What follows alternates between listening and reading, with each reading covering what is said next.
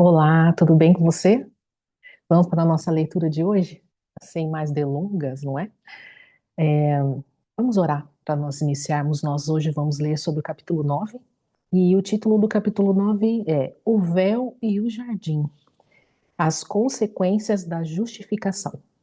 Mas é claro que antes a gente precisa pedir a orientação e a guiança daquele que nos instrui em todas as coisas, que é o nosso Espírito Santo. Vamos orar? Senhor nosso Deus, nosso Pai, obrigado, Pai, por mais essa oportunidade, Senhor, de estarmos aqui, Senhor, reunidas, cada uma na sua casa, Senhor, mas com a reunião da mesma intenção, Senhor, que é aprender mais de Ti, mais da Tua palavra. Nós sabemos, Senhor, que este livro contém a Tua palavra, Senhor, como já foi dito várias vezes, e que só a Bíblia, as Escrituras, é a Tua palavra, Senhor. Senhor, nos conduzas, Pai, nessa leitura, nessa compreensão, grava as palavras no nosso coração, endireita os nossos passos, Senhor, e que possamos lembrar de todas as palavras lidas aqui no momento oportuno, no qual o Teu Espírito colocar na nossa mente como lembrança, ó Pai. Ó Deus, estamos aqui, Senhor, para aprender mais de Ti, para nos ajudar nesta caminhada, Senhor, até que o Senhor venha. Em nome de Jesus, te peço, ó Pai, que o Senhor esteja protegendo o lar de cada uma daqui que estão assistindo agora, esteja protegendo a família, mas também, Senhor, esteja inclinando o nosso coração, a nossa mente, a aprender mais de Ti, Senhor. Senhor, que nenhuma distração venha nos tirar, ó Pai, deste momento que nós escolhemos estar aqui contigo, ó Pai. Senhor, usa-me conforme a Tua vontade, como Sua ferramenta, e que todas as expectativas estejam somente no Senhor, ó Pai. Em nome de Jesus. Amém. Amém. Como que você tá? Conta aí. Fala pra mim. Fala pra mim no WhatsApp, né? Como é que você tá se sentindo hoje? Como é que tem passado os seus dias? Não sei se você reparou, mas agora eu tenho um microfoninho, ó. Esse microfone aqui eu já tenho há muitos anos, acho que tem mais de 6 anos, mais ou menos. E aí minha filha encontrou ontem, aqui nas minhas bagunças, e ela falou, e ela colocou aqui para ela gravar, e eu falei, olha, quer saber, eu vou fazer um teste. Aí eu fiz um teste, deu certo, então eu espero que esteja dando certo agora também, né? Do que só usar esse fone aqui, que eu também gosto muito de usar o foninho, mas vamos ver como é que funciona esse microfone. Vamos lá, vamos partilhar aqui as páginas que nós vamos ler hoje, do capítulo 9. Olha que eu estou no livro de dentro para fora, mas não é esse hoje. Esse grupo do livro, Sem Medo de Deus, capítulo 9. Vamos lá, olha lá, o título, né? O Véu e o Jardim. Deixa eu ver se está tudo certinho aqui, se está gravando, se está construindo aqui o nosso PDF. Tá, tudo bonitinho. Vamos lá, então. Capítulo 9. Muitas vezes você leu esta cena. Talvez já viu sendo encenada no cinema. Mas agora convidamos sua mente a se imaginar ainda mais perto dela. O céu está nas trevas. O céu está em trevas. Mulheres choram, o sangue escorre. Uns zombam, outros lamentam. Diante de você estão dois ladrões e um homem inocente. Sua cruz é diferente. Nela está escrito que ele é o rei. Um rei pendurado em um instrumento de tortura. Sua coroa não é de ouro, mas de espinhos. Não há sobre os seus ombros um manto real. Sua nudez está exposta. Em suas mãos não há um cetro. Há pregos encravados. O único tapete vermelho que ele tem sobre os seus pés é o seu próprio sangue que insiste em escorrer. Diante desta cena, preste atenção aos sons que se podem ouvir. Vá além do choro daqueles que o rodeiam, da zombaria dos soldados, da conversa dos ladrões que o circundam. Ouça a voz do rei que sofre, pois seus últimos brados liberam o som jamais ouvido. Um som que mudará a sua história. Você consegue ouvir? Há um som de panos se rasgando semelhante ao de alguém que rasga suas roupas. O som de panos se rasgando é um dos sons mais importantes da história do universo. Esse som vem lá do interior do templo, no alto da cortina, onde mãos humanas não alcançam, a mão insensível de Deus vem rasgando de cima para baixo. E o véu que há milênios impedia os seres humanos de se aproximar. Quando a ira de Deus caiu sobre Cristo, por causa dos nossos pecados, ele cumpriu a justiça. Pois, como vimos, o homem deveria morrer pelo seu erro. Todavia, Jesus toma o lugar do homem. Quando isso acontece, o véu é rasgado. O acesso ao lugar mais íntimo de relacionamento com Deus é liberado, não para um sumo sacerdote uma vez por ano, mas para todo cristão justificado pelo sangue de Jesus. Esse é um dos efeitos da justificação. Paz com Deus. Tenho sido, pois, justificados pela fé, temos paz com Deus por nosso Senhor Jesus Cristo. Romanos 5:1. O apóstolo Paulo nos diz que a justificação em Cristo, em Jesus Cristo, nós temos paz com Deus. Ora, se temos paz hoje, é porque um dia estivemos em guerra. Como vimos, os pecadores estão debaixo da ira de Deus. No início do livro de Romanos, vemos Paulo mostrar que a ira de Deus está sobre toda a impiedade e injustiça dos homens. Com veemência, o apóstolo faz questão de dizer que tanto judeu como não judeu, no caso é o gentio, estão debaixo do pecado, pois todos pecaram e destituídos estão da glória de Deus. Paulo diz que éramos inimigos de Deus e éramos, por natureza, merecedoras da ira. O próprio Jesus declarou: quem crê no Filho tem a vida eterna. Já quem rejeita o Filho não verá a vida, mas a ira de Deus permanece sobre ele. A condição do homem pecador é de um inimigo que está em guerra com Deus através da sua natureza e seu comportamento. Ele merece a ira e a destruição. Sua relação com Deus não é de intimidade, mas de distanciamento. Contudo, precisamos nos lembrar que essa era a nossa condição, antes de sermos justificados pelo sangue de Jesus. Agora já não há mais guerra, temos paz com Deus. Éramos inimigos, agora somos amigos. Queríamos distância, mas hoje temos ousadia para entrar no Santo dos Santos. Não estamos debaixo da ira, e sim debaixo do favor sobrenatural de Deus. Não estamos mais livres do pecado, não é mesmo? Mas existe hoje um Espírito Santo que habita dentro de nós, que nos ajuda a nos desviarmos do pecado e a reconhecer e confessar no nosso coração quando nós pecamos. Mas não somos mais escravos do pecado. Um dos grandes problemas da igreja hoje é viver o ontem e não o hoje. E vale lembrar que esse viver o ontem e não o hoje também diz respeito aos ressentimentos e às mágoas que nós guardamos das pessoas no nosso passado. Quanto mais liberamos isso, mais nós vivemos, deixamos esse ontem para trás. E faz novas todas as coisas, assim como vinho novo em odre novo, né? E que não existe remendo em roupa nova, né? Então, como diz a palavra de Deus. Como então deixarmos de viver o ontem para vivermos o hoje? É trabalharmos todas as questões que temos no passado. Não como forma de vivermos no passado, mas para podermos prosseguir, deixando aquilo que aconteceu para trás. Agora, deixar para trás não significa que nós não vamos resolver aquilo. Nós precisamos resolver aquilo principalmente no nosso coração e com o nosso irmão.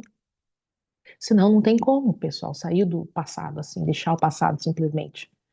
Nós sempre vamos ficar ligados quando temos coisas, pontas soltas, né, vamos dizer assim.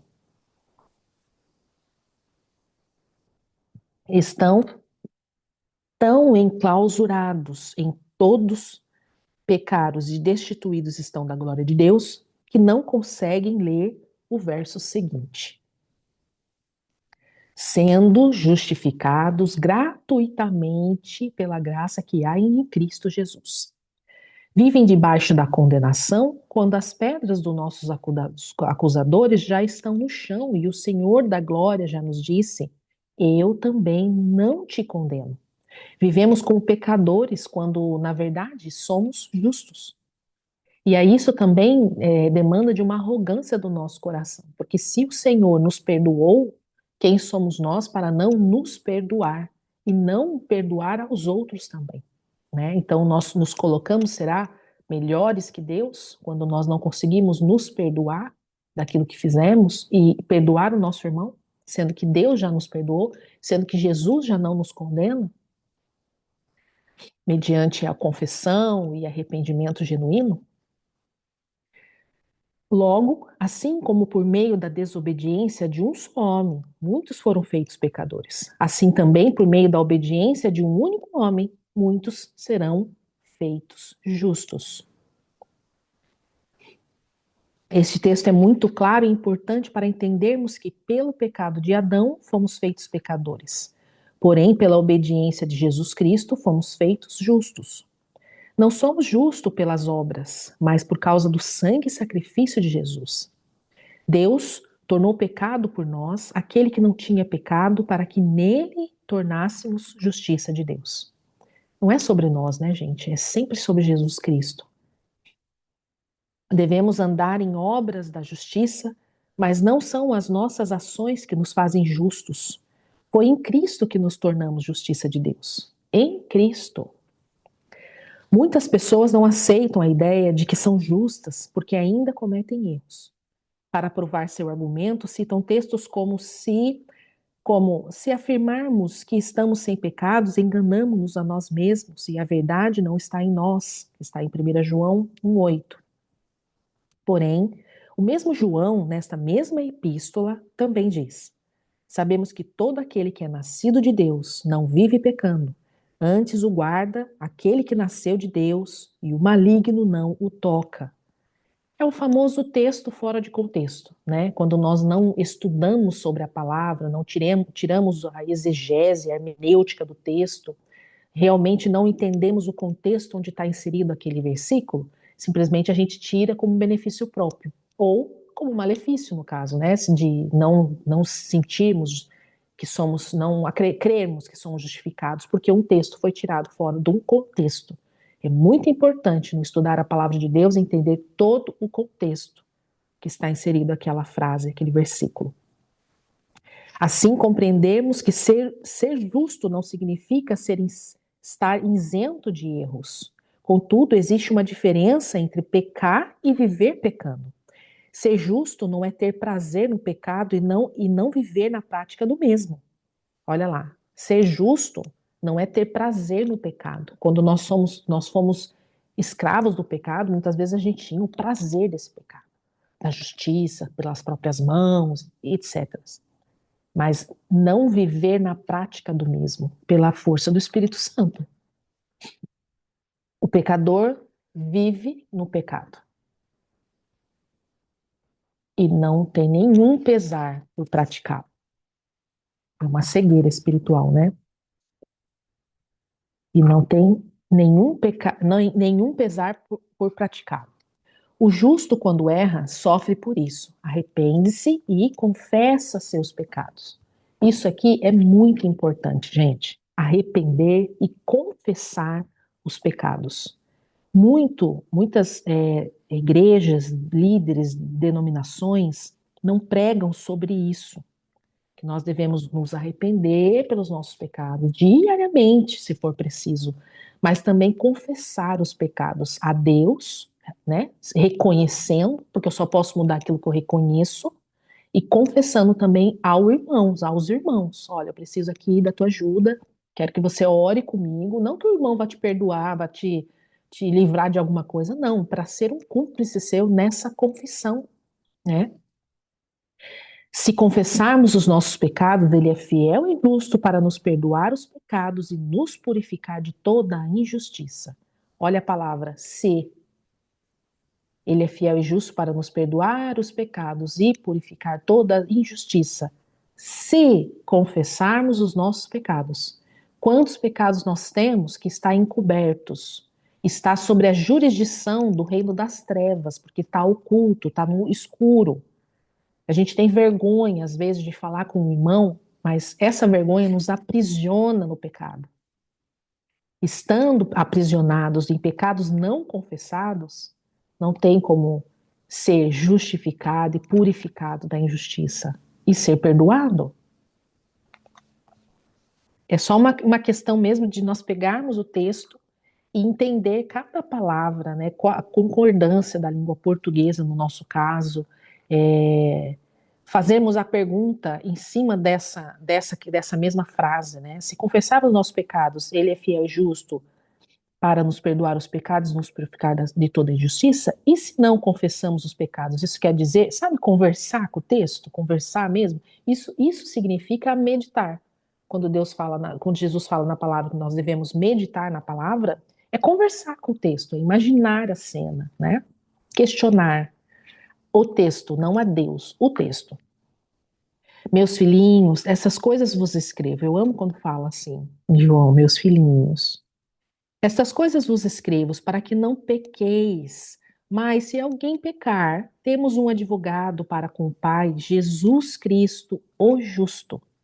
Ele é o nosso advogado. O pecador não precisa ser purificado da sua injustiça. Ele precisa de uma mudança de natureza.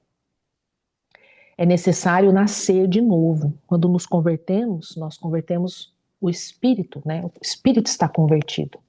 A nossa mente, nossa alma, né? Que é a nossa mente, nossas vontades, decisões, elas precisam ser renovadas pela palavra de Deus. Somos nós que fazemos isso. O Senhor não faz aquilo que o ser humano pode fazer por ele. Ele faz aquilo que está no sobrenatural, aquilo que nós não podemos fazer. Então nós devemos aqui na parte é necessário nascer de novo e também a renovação da mente, né? Para esse nascer de novo. É como se eu precisasse alterar todas as coisas que eu aprendi até hoje. Não todas, mas a maioria delas, que estão gravadas na minha mente, na minha alma. O pecador está morto nos seus delitos e pecados. Lavar o morto não resolve o problema. Um pouco de sabão não fará diferença para o defunto. Onde que eu estou aqui?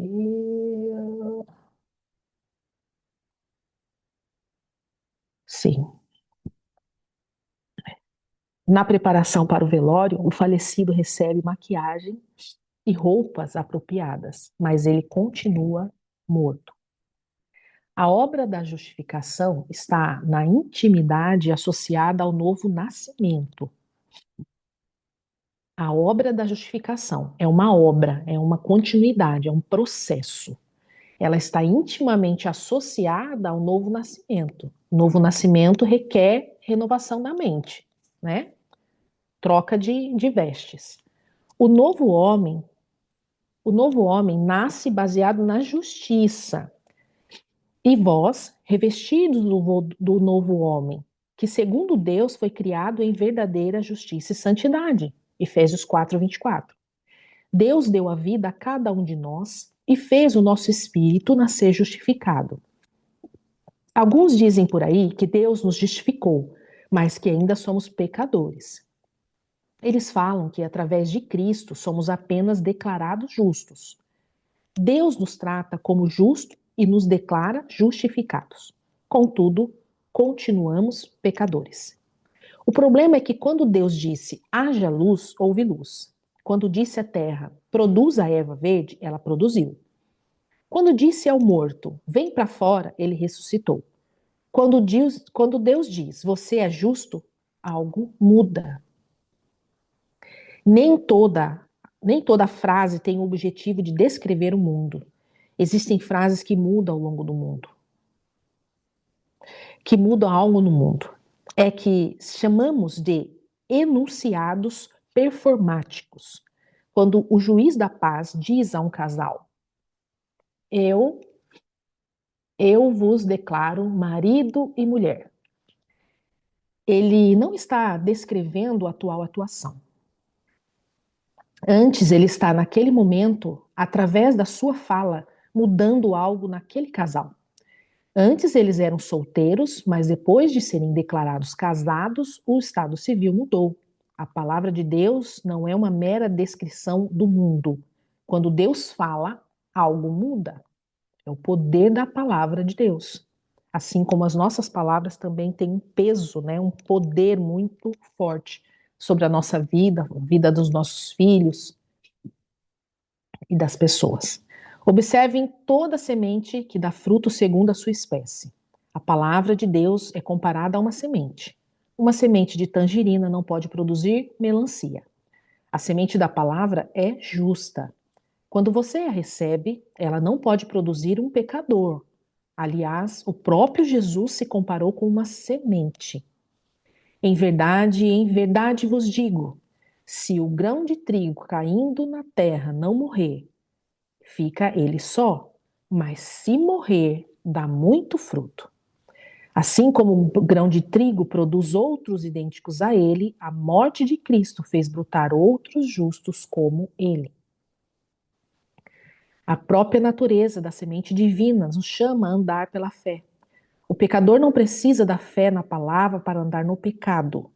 Contudo, além de recebermos a justiça da fé, pela fé, uma vez justos, somos convocados a andar pela fé. O justo viverá pela fé. O texto não fala que o pecador viverá pela fé. O justo viverá pela fé. O texto não fala que o pecador viverá pela fé. Na verdade, o pecador vive pela incredulidade. Só justos podem andar pela fé. Justos, justificados. Você pode ainda não ver a justiça se manifestando em todas as suas atitudes, mas precisa viver pela fé naquilo que você já se tornou. Imagine que enquanto você lê este livro, uma grande comitiva chega à sua casa. Limusines se aglomeraram na calçada. Um homem de terno e gravata, vindo diretamente da Inglaterra, quer conversar com você. Nas suas mãos, documentos que provam sua verdadeira linhagem. Você pertence à família real. Sua mente confusa ainda assim, percebe que sua mãe teve um caso com alguém da realeza. Você se muda para a Inglaterra. O plebeu agora é um príncipe. Sua nova morada é um palácio. Milhares se aglomeram na rua para conhecer o novo herdeiro. Todavia, sua postura não é de príncipe, mas de plebeu. Seu aceno, as mãos, é descompassado e sem postura real. À mesa, você fica assustado com a quantidade de talheres, não sabe como usá-los e quando usá-los. Nada disso, porém, desfaz o fato de que você é um príncipe. Talvez você ainda não se comporte como um justo, ainda tem coisas a mudar na sua vida. Contudo, você tem um nome escrito no livro da vida. Há documentos no céu que garantem a sua filiação, que comprovam que você é justo. Você aprenderá a viver como um príncipe e será santificado. Seu comportamento vai se alinhar com a sua identidade. Aqui está falando também sobre a renovação da mente, né? Porque por meio de um único sacrifício, ele aperfeiçoou para sempre os que estão sendo santificados, os que estão sendo santificados. Ele já tornou perfeitos para si aqueles que estão sendo santificados. Ele te aceita e te abraça enquanto você está sendo transformado. Não se cobre. Você está num processo e o Pai conhece o teu processo. Ele mesmo guia você nos processos. Não se cobre tanto.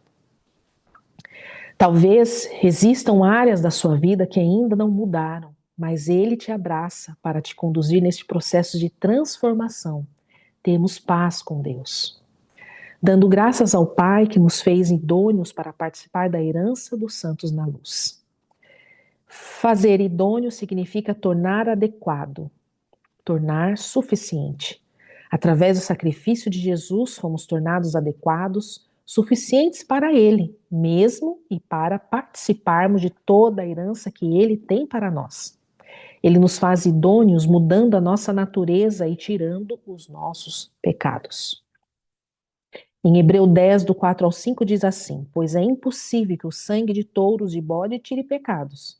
Por isso, quando Cristo veio ao mundo, disse: Sacrifício e oferta não quiseste, mas um corpo me preparaste. Ora, se é impossível que o sangue de touros e bodes tire os pecados, e é por isso que Cristo veio ao mundo, o universo é verdadeiro. O sangue de Jesus, o inverso é verdadeiro. O sangue de Jesus tira os nossos pecados. Como já vimos, ele mudou a nossa condição de pecadores, mas também retirou o pecado da nossa história. Nosso passado tem a marca de sangue de Jesus. Através da sua graça, nascemos de novo. Um recém-nascido não pode ter o seu nome no SPC ou Serasa. Ele não pode ter ofendido ninguém. Não é possível que ele tenha uma ficha criminal. E tudo isso simplesmente porque ele acabou de nascer. Pelo que, se alguém está em Cristo, nova criatura é, e as coisas velhas já passaram, eis que tudo se fez novo. Se você nasceu de novo, a dívida foi paga. Suas ofensas foram perdoadas, sua ficha de crime foi apagada do sistema. E havendo riscado o escrito da dívida que havia contra nós nas suas ordenanças, o qual nos era contrário, removeu-o do meio de nós, cravando-os na cruz, para que haja um relacionamento saudável com alguém. Dívidas contraídas precisam ser resolvidas. Talvez isso nunca tenha acontecido com você, mas certamente você já viu como se comporta alguém que está endividado diante do seu credor. Uma pessoa endividada não olha nos olhos de quem deve. Se o vê na rua, passa por outro lado da calçada. Não há liberdade por causa da vergonha da dívida. Jesus Cristo pagou a dívida que era nossa para que possamos olhar nos olhos do Pai, para que fiquemos na mesma calçada, ou melhor dizendo, no colo do Pai, para que tenhamos liberdade e não vergonha diante dele. E aí, nós precisamos também entender que se fez novo todas as coisas no nosso espírito, mas a nossa conduta e a renovação da nossa mente cabe a nós renovarmos, fazer novo conforme o nosso espírito. Assim como um plebeu foi tornado herdeiro de uma realeza, ele precisa aprender a comportar-se como um herdeiro. Nós também precisamos nos comportar como herdeiros. Por exemplo, aqui está dando uma ilustração sobre dívidas. Mas se trouxermos para a nossa vida literal, precisamos nos reconciliar com pessoas que nós temos dívidas. Seja dívidas emocionais, ou seja dívidas financeiras. Se você tem dívidas, tem nome no SPC, se você comprou uma coisa e não pagou, conserte-se. Vai atrás das pessoas, dê satisfação. Coloque lá um prazo ou uma parcela por mês para você pagar, mas pague. Assim, coincide com a sua nova vida, né? Você ofendeu pessoas, você deu prejuízo para pessoas, roubou pessoas. Vá atrás para você consertar coisas que você deixou quebrado para trás, renovar as coisas, né? Principalmente no que dizem dívidas emocionais e financeiras. Nós precisamos dar testemunho. Não é porque agora somos justificados, salvos, cristãos, que nós vamos deixar toda uma vida de pecado para trás, que é claro que o Senhor já nos libertou de tudo isso espiritualmente. As consequências daquilo que nós fizemos ainda pode estar reverberando sobre as nossas vidas e as vidas dos nossos filhos, o que é pior. Então, não sejamos pessoas que se fecham a isso e bola para frente, vamos olhar para frente. E deixamos ali um passado todo destruído, e muitas vezes isso ecoa para os nossos filhos resolverem, por exemplo, como questões de heranças, casas, essas coisas, né? Que depois os filhos têm que ir atrás. Então, vamos ter prudência nisso, né? Reconhecendo aquilo que nós fizemos para o outro, aquilo que nós deixamos de dívida emocional, que muitas vezes não foi até nossa culpa, mas um pedido de desculpa quebra-se correntes dentro do coração das pessoas e nos liberta também. E.W. Kenyon define a justiça de Deus como a habilidade de permanecer na presença de Deus sem nenhum sentimento de culpa, medo ou inferioridade, como se o pecado nunca tivesse existido. Através do perdão dos pecados, fomos colocados em uma posição como se nunca tivéssemos pecado. Seu perdão apagou a nossa dívida, nos fez nascer de novo e nos deu ousadia em nossa oração. Muitas pessoas têm dificuldade na sua vida de oração, porque olham para as suas próprias fraquezas e debilidades. Não têm ousadia, pois olham para si mesmo e não para aquilo que Cristo fez por eles. O apóstolo Tiago nos diz que a oração do justo pode muito em seus efeitos. Não é a oração de um morto limpo, de um verme de Jacó, mas do justo. Como já foi dito, justo é aquele que foi justificado pelo sangue de Jesus e não pelas suas boas obras. A oração poderosa é aquela feita por quem conhece sua identidade em Cristo, né? Por quem sabe que está sendo ouvido por causa de Cristo e não por causa do seu mérito. O escritor de Hebreus nos ordena: tenham ousadia para entrar no Santos dos Santos, contudo, ele nos deixa claro o motivo da ousadia: pelo sangue de Jesus. Quando Paulo fala que fomos justificados e por isso temos paz com Deus através de Cristo, logo em seguida ele diz: por meio de quem obtivermos acesso pela fé e esta graça no qual agora estamos firmes e nos gloriamos na esperança da glória de Deus. A expressão acesso pela fé e a esta graça não se refere à doutrina da graça aqui já comentada, mas uma posição em Deus. A graça, neste contexto, fala da vida com Deus. Pela fé, temos acesso a essa vida. A palavra acesso em grego significa introdução, remetendo à ideia da nossa incapacidade de entrar, portanto, a necessidade de que alguém nos introduza. Era um termo formal usado quando alguém era introduzido por outro na câmara de audiência de um rei, por exemplo. Imagine que se você fosse convidado a se encontrar com o presidente dos Estados Unidos na sala oval da Casa Branca. Mas ao chegar aos portões, o recepcionista simplesmente te dissesse: "Pode entrar". Como você reagiria? Talvez você entrasse, entretanto, certamente não se sentiria confortável. A timidez pode te tomar diante da grandeza daquele lugar. Você se sentiria apreensivo ao passar pelos guardas fortemente armados. Sem falar que você nunca entrou na Casa Branca antes, como você acharia o salão oval? Agora, a sua ousadia com certeza seria diferente se o filho do presidente dos Estados Unidos te introduzisse à presença do seu pai. Cristo não apenas abriu a porta, ele se tornou seu mediador. Ele não apenas abriu o caminho, o filho te acompanha até a sala do trono. Você não recebeu apenas um convite, mas uma escolta divina até a presença do Pai. Glória a Deus. A culpa e os seus aliados. Em nossa sociedade, é muito fácil perceber a consciência da culpa formando identidades, desenvolvendo comportamentos, estabelecendo relacionamentos. Desde a nossa tenra infância, pais severos, ao nos repreender, fomentam sensações de culpa. Você não tem vergonha de agir assim?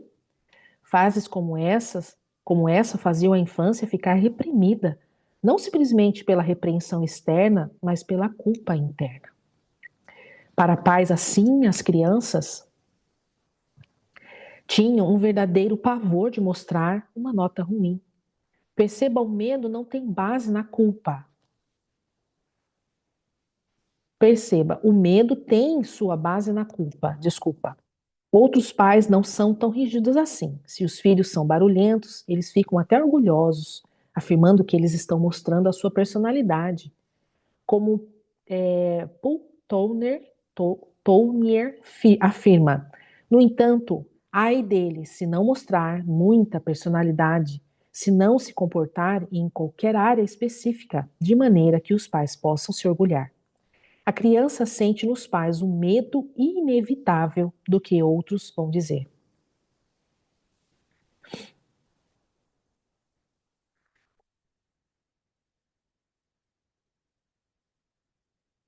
Quando há no ambiente de trabalho alguém que faz o serviço mais rápido do que os demais, a culpa pela lentidão pode aparecer em seus colegas. Os tímidos se sentem culpados por verem a eloquência dos mais extrovertidos. Os que muitos trabalham na igreja lidam com a culpa de não se sentarem aos pés de Jesus. Todos nós somos constantemente cercados de críticas, às vezes mordazes e francas, às vezes silenciosas, mas nem por isso menos dolorosas. Todos somos sensíveis a críticas, mesmo que não deixamos ninguém perceber. As pessoas seguras suportam isso melhor. Defendem-se, respondem à crítica, respondem, criticam a crítica, e neste caso, quem se sente culpado é o interlocutor. Uma maneira comum de lidar com a culpa é lançá-la sobre os outros. Os supostos fortes lidam com a culpa lançando-se sobre os mais suscetíveis a ela. Aqueles que estão prontos a se comparar de forma desvantajosa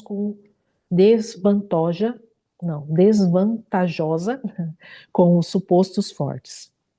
Percebemos assim que nos sentimos culpados não apenas pelos nossos erros, mas por não atingirmos as expectativas dos nossos pais, amigos e outros.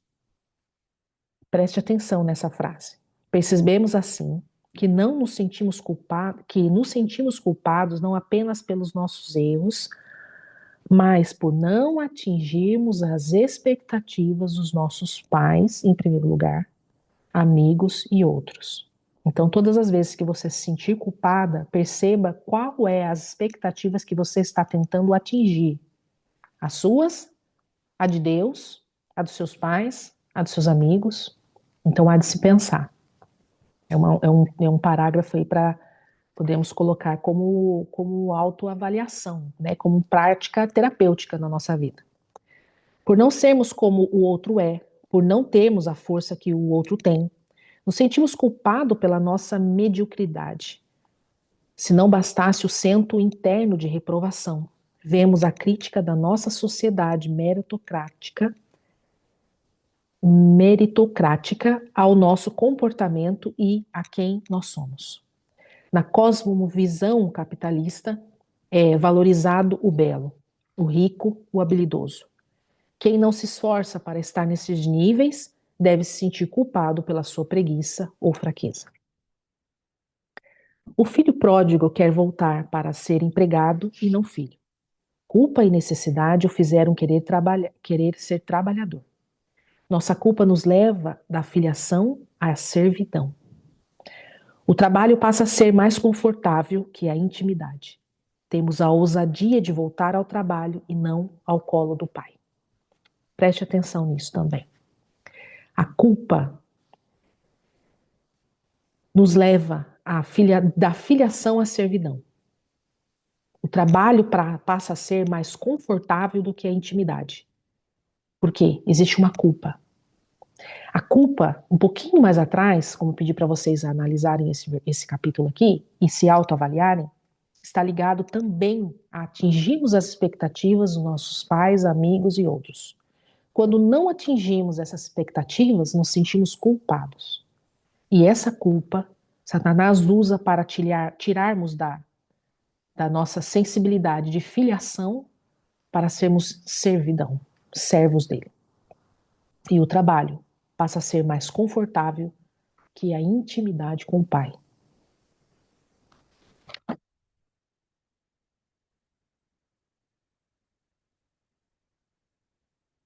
Preferimos o barulho do trabalho ao silêncio da reflexão. Queremos nos punir com o labor e não fazer festa com o pai. Preferimos suor do que sorrisos. Este é o caminho pelo qual muitas pessoas têm trilhado. Não se sentem dignas de serem filhas por causa de tudo que fizeram no passado. Por isso, tentam compensar os seus erros com o trabalho. Querem pagar as suas dívidas com os calos nas mãos e não com os cravos de Cristo, com o suor e não com o sangue de Jesus. Veja, trabalhar não é errado. O problema é a motivação. motivação do coração. Se for a culpa, ela te levará ao ativismo, ao excesso de trabalho. Imagine quanto tempo o filho pródigo teria que trabalhar para poder restituir ao pai tudo o que havia gasto. A herança era o fruto do trabalho de toda a vida do teu pai. O fruto não tinha mais a sua vida toda. Desculpa, o filho não tinha mais a sua vida toda. Você não conseguirá se sentir melhor trabalhando. O trabalho será apenas uma droga para te anestesiar e não te deixar pensar em todas as besteiras que você fez. Quanto mais eu trabalho, mais eu ocupo a minha cabeça, mais encho a minha agenda, menos relaxo. Também pode significar que eu não quero lidar com a minha culpa das besteiras que eu fiz. Por quê? Eu sou tão arrogante de coração que não sou capaz de me perdoar, mesmo tendo Cristo me perdoado, morrido por mim, cravado pregos nas mãos, derramado sangue. Não, mas eu não posso me perdoar. Como todo vício, você vai precisar de uma dose cada vez maior. Quanto mais trabalho, mais trabalho quero, né? Para quê? Para ficar anestesiado e não ficar sentindo, pensando nas besteiras que eu já fiz. Você nunca irá satisfazer o patrão. Você se cobrirá com as folhas do seu trabalho, mas ainda se sentirá nu quando Deus aparecer. Quando, além de tudo, o trabalho excessivo, motivado pela culpa, te fará não perceber quem está à sua volta, gerando assim mais culpa ainda. Quantos pais se sentem culpados por não passarem tempo com seus filhos, mas para compensar, dão presentes a eles? Parafraseando o pastor Márcio Valadão, a generosidade, quando não é movida pelo amor, é motivada pela culpa. Como sabemos, os presentes não substituem a presença, e os filhos, em vez de gratidão pelos presentes, demonstram irritação pela ausência do pai. O ciclo vicioso da culpa está feito, e uma família está prestes a ser destruída. A culpa deforma a identidade e o comportamento. Ela nos leva à autopunição, nos faz mergulhar no senso de inferioridade e pode nos conduzir a um lugar onde não aceitamos a correção. Começa a rebeldia no nosso coração. Nós não vamos aceitar a correção.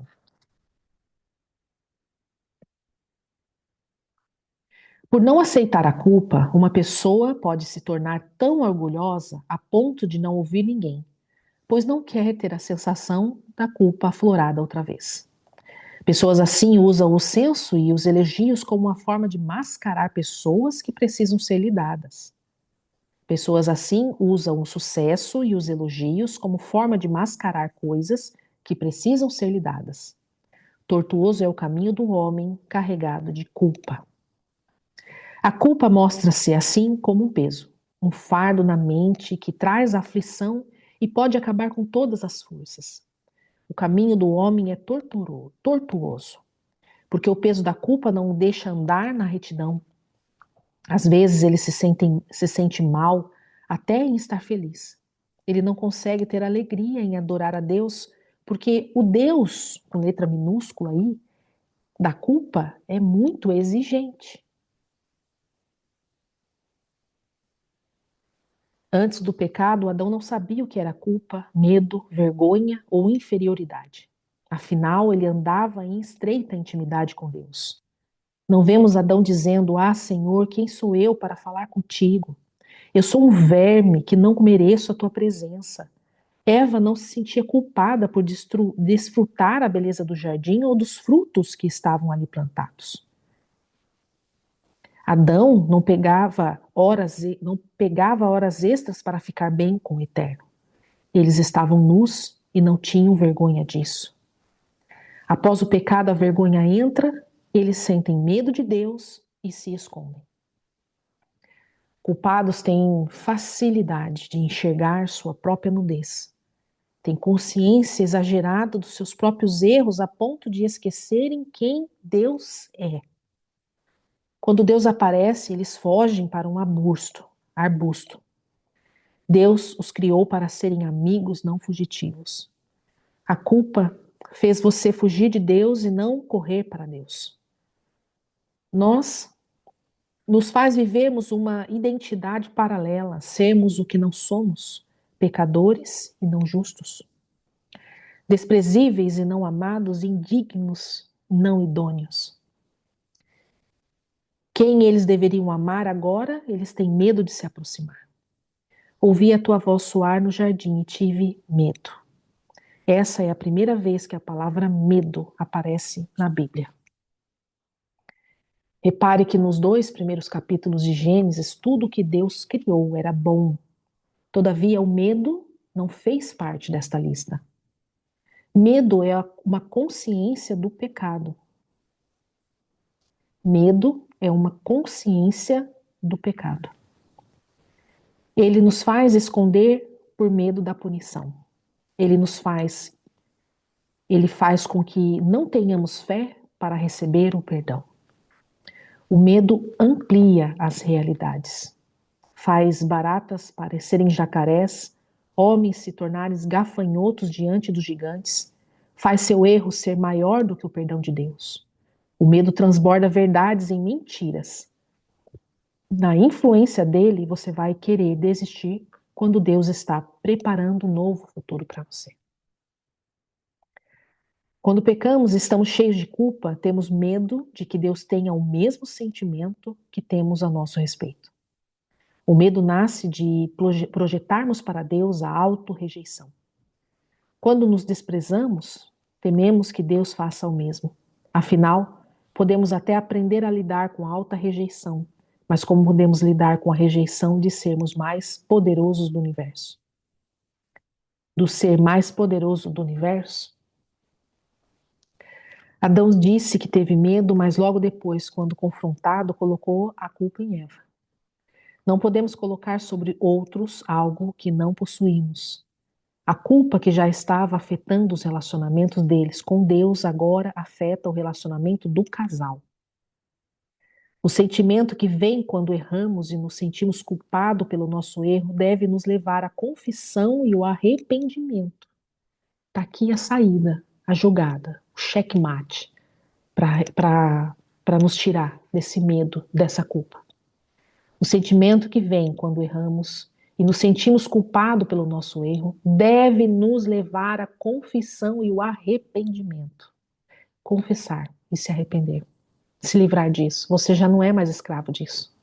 Não deixe o inimigo enganar a tua mente.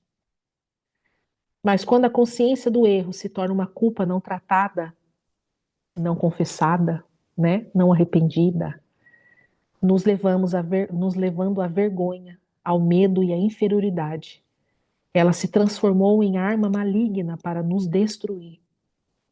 Existem pessoas que vivem debaixo de tanta culpa a ponto de serem esmagados pela vergonha e interiormente o medo do próprio Deus.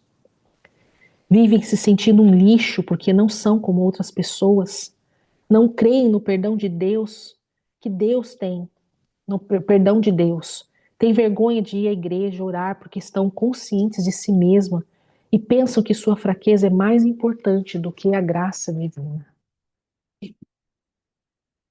Apesar de pecar, como dissemos, Adão e Eva não tinham nenhum sentimento de culpa, medo ou inferioridade. Pelo sangue de Jesus, a sua justificação, eu e você voltamos ao jardim como se o pecado nunca tivesse existido. Se depois de justificado você errou, confesse o seu pecado a Ele. Te purificará e Ele te purificará de toda a injustiça. O sangue de Jesus te limpa espiritualmente e também te liberta de toda a culpa.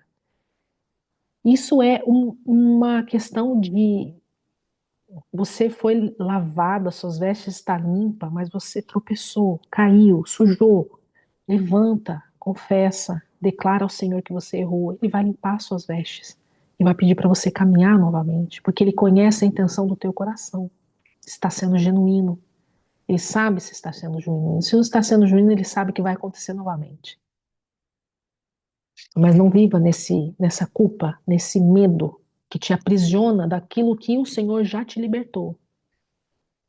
Ora, se o sangue de bodes e touros e as cinzas de uma novilha espalhadas sobre os que estão cerimonialmente impuros o santificam de forma que se tornam exteriormente puro, quanto mais então o sangue de Cristo, que pelo Espírito eterno se ofereceu de forma imaculada a Deus, purificará a nossa consciência de atos que levam à morte, de modo que servamos ao Deus vivo.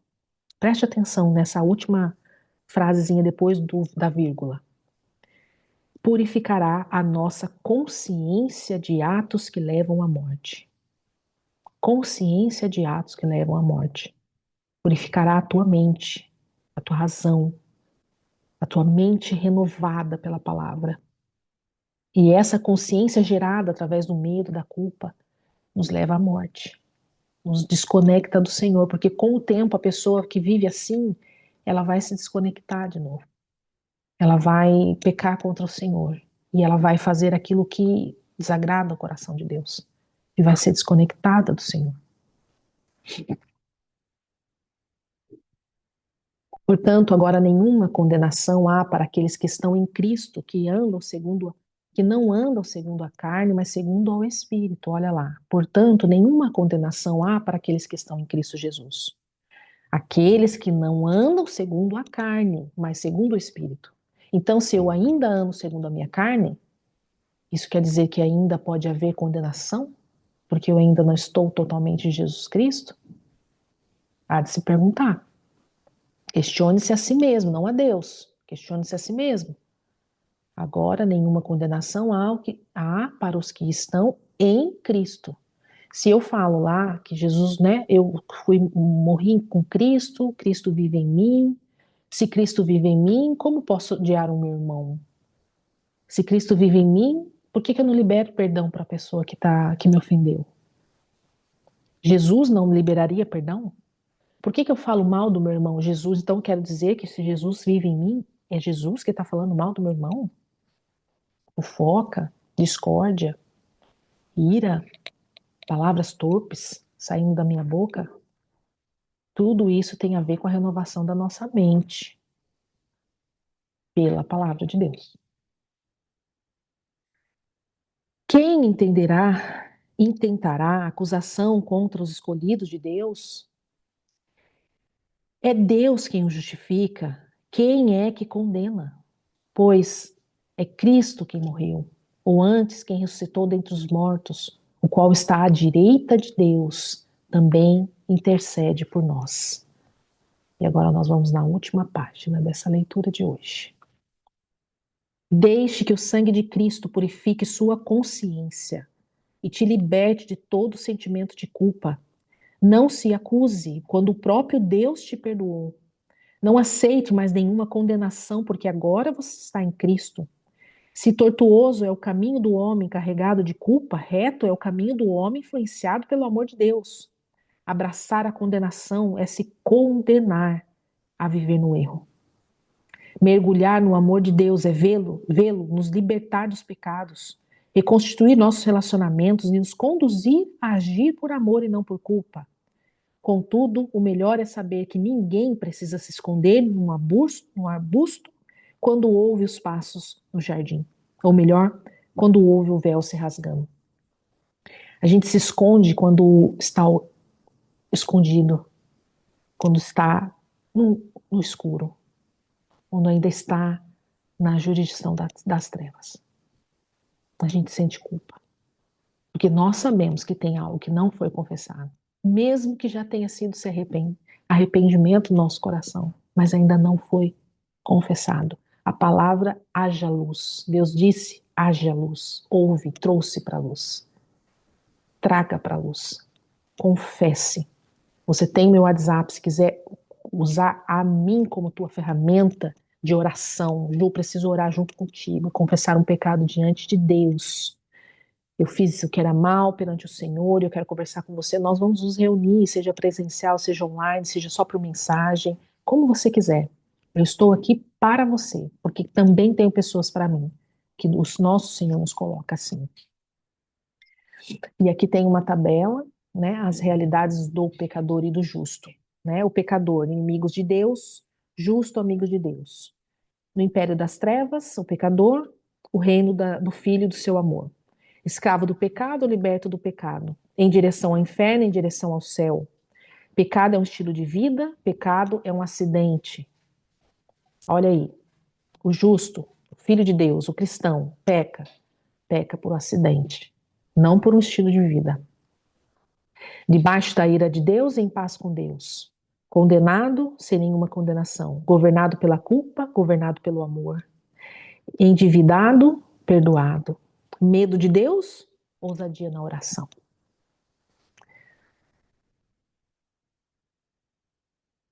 Olha o nome do livro, de novo.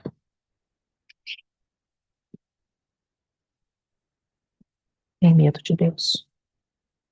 A culpa nos leva a isso e nos prende, né? Nos coloca num lugar que Cristo já nos libertou.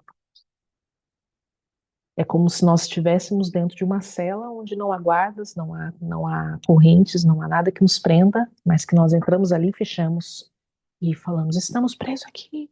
Quem pode me libertar?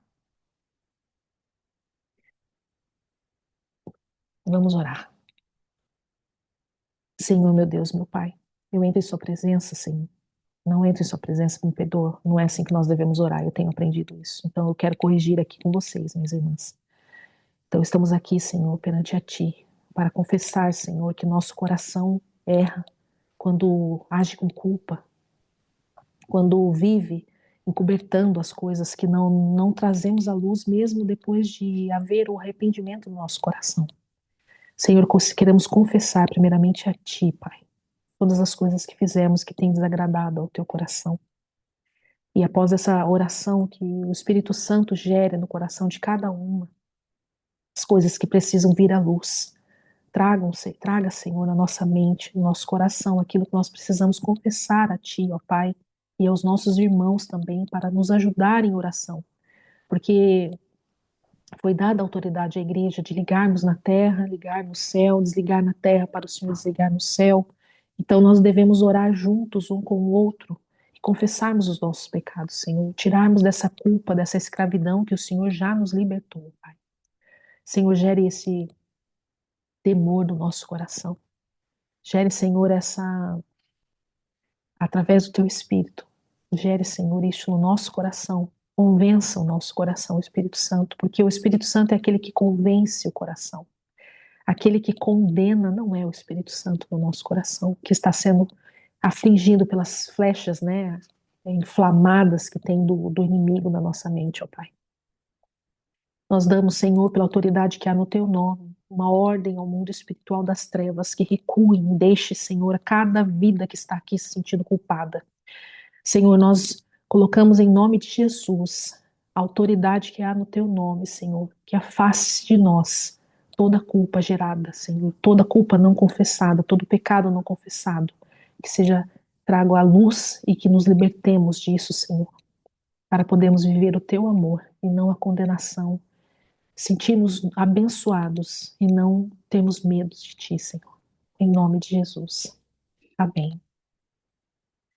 Amém. Agora, o nosso último encontro vai ser o capítulo 10, vai ser o sétimo encontro. E o título é Libertação e Santidade, as responsabilidades do justificado. Vai ser o capítulo 10 e o capítulo 11, tá? Porque são pequenininhos e aí nós já conseguimos encerrar. O capítulo 11, o título é Ministério da Justiça, atinta o coração e a glória maior. E daí nós encerramos essa leitura. Estou lendo aqui na última página, que eu escrevi dia 26/9 do ano passado. Vou compartilhar com vocês. Deus me chama para direcionar as pessoas à cura da alma, para Ele quem verdadeiramente cura. Ajudar a tratar as folhas e retirar as ervas daninhas. Glória a Deus. Nos vemos no próximo encontro, combinado? Tens meu WhatsApp se precisar falar comigo. Estou aqui para servir com o coração realmente disponível para isso. Um beijo. Fica com Deus.